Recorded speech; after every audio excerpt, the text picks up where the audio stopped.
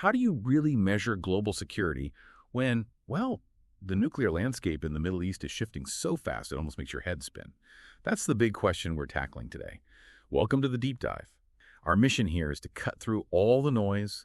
We want to pull out the absolutely vital insights from those recent really critical reports by the IAEA, that's the International Atomic Energy Agency, and also the Institute for Science and International Security, ISIS.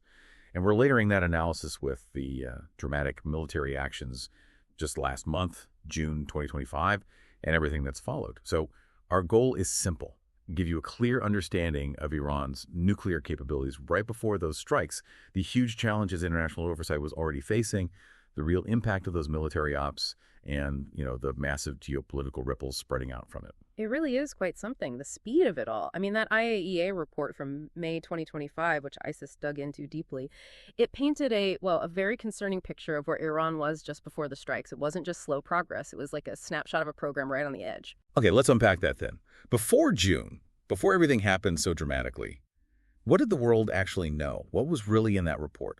Well, the numbers, they kind of speak for themselves. As of May 2025, Iran had a really substantial stock of enriched uranium. We're talking 408.6 kilograms of 60% highly enriched uranium, HEU. 400 kilos of 60%. Exactly. And that specific amount, it's generally assessed as enough for about 9 nuclear weapons. That's using the standard metric of 25 kilograms of weapon-grade uranium, or WGU, per weapon. And their total stock across all enrichment levels had ballooned to over 9,200 kilograms. 947.6 to be precise. 9 weapons worth of material, just at the 60% level. Now, for listeners who follow this closely, what does that quantity, especially when they claim it's all peaceful, what does that really tell us about their near-term capability, beyond just the raw numbers? It tells us they weren't just stockpiling, they were positioned for a really quick conversion. Imagine having almost all the parts for, say, 9 complex machines all laid out, ready to assemble in days, not months or years. And what's really chilling, and this is a key point from the ISIS analysis, is that Iran's claims of peaceful intent just don't hold water when you look at that 60% HEU stock. There is simply no civilian use for hundreds of kilograms of 60% enriched uranium. It's not for power reactors. It's not for medical stuff. So it's practice. It looks like practice. Practice for rapid breakout. It means they were refining the steps needed to jump from lower enrichment straight to weapon-grade material if they decided to.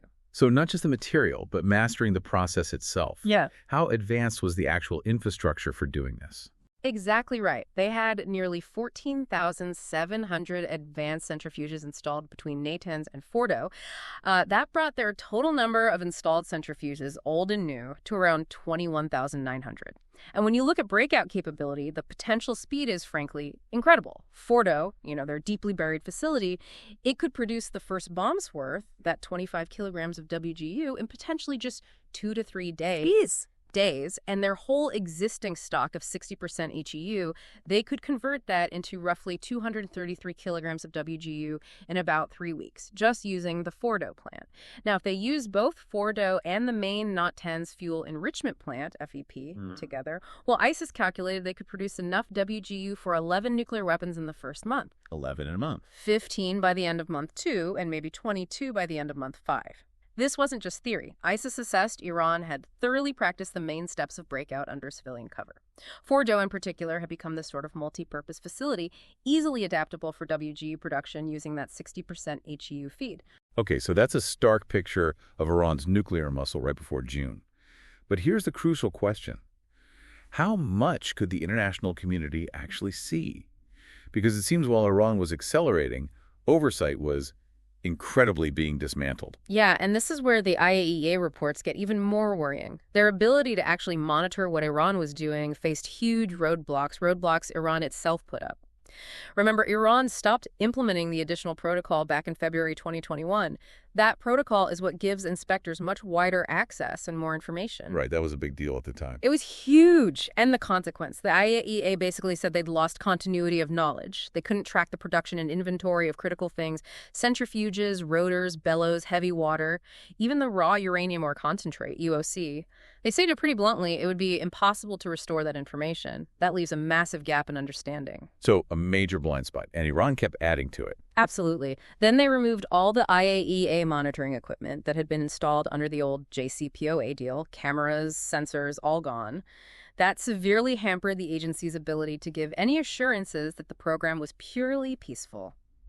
And then, to really make things difficult, Iran withdrew the accreditation of several very experienced inspectors. The IAEA called it an inappropriate political act, something totally out of line with the spirit of cooperation needed. So the picture was just getting fuzzier and fuzzier. Exactly. The IAEA consistently expressed doubts, serious doubts, about understanding key parts of Iran's program. Their ability to detect if materials or equipment were being diverted to secret, undeclared facilities was significantly reduced. Less visibility, not more. And then came June. A huge escalation really redefined everything. Just last month, these unprecedented military strikes. What exactly happened and what was the immediate damage to this program that already had such limited oversight? Well, the strikes in June 2025, Israel called theirs Operation Rising Lion. The U.S. called theirs Operation Midnight Hammer. They hit numerous key Iranian nuclear sites, and the damage was extensive, devastating in some cases. Take the Natanz complex. The Pilot Fuel Enrichment Plant, the PFEP, and its electrical systems were destroyed. But the really big target was the main underground fuel enrichment plant, the FEP. Workhorse facility. Right. It sustained substantial damage. They used earth-penetrating bombs, including those big GBU-57 bunker busters. ISIS assessed it was likely destroyed. Likely destroyed? For a facility that critical, buried that deep. That's a significant assessment. What about Fordow, the other deeply buried site, the one key for that rapid breakout? Fordow took a massive hit, too, also likely severely damaged or destroyed. They used multiple MOPs. Those are the massive ordnance penetrators, the really heavy-duty bunker busters like the GBU-57. Satellite images apparently showed 2 distinct groups of 3 impact points right over the enrichment halls. Seems very targeted. And interestingly, reports said the Iranians had actually backfilled tunnel entrances beforehand, maybe anticipating something like this. Wow. And Esfahan, another major complex. Hit 3 times.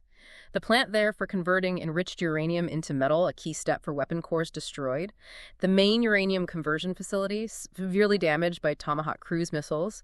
Other buildings, tunnel entrances to an underground area, also damaged or collapsed. So it really sounds like they went after the core enrichment and conversion capabilities.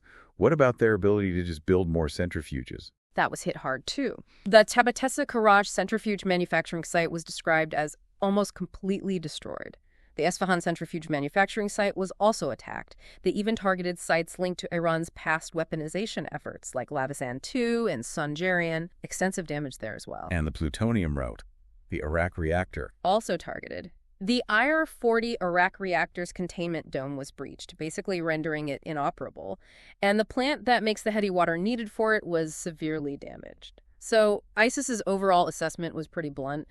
The attacks effectively destroyed Iran's centrifuge enrichment program, setting it back significantly. But not completely eliminated. No, and that's the key caution. They pointed out that non-destroyed residuals, existing stockpiles of enriched uranium at various levels, 60%, 20% lower, plus any centrifuges already built but not yet installed, they still pose a threat. And the immediate political fallout. On July 2nd, just days after, Iran suspended all cooperation with the IAEA. The last inspectors were out by July 4th. No more eyes inside at all. None. And Director General Grossi at the IAEA immediately called for inspectors to be allowed back in, at least to assess the damage, especially underground.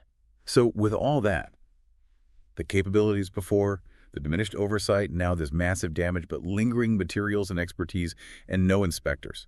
What does this mean for Iran's intentions now? And for the whole region? It feels like a major turning point, but into what? Well, what's really noticeable now is the shift in how Iran talks about this. For years, the official line was always denial, no intention to build weapons.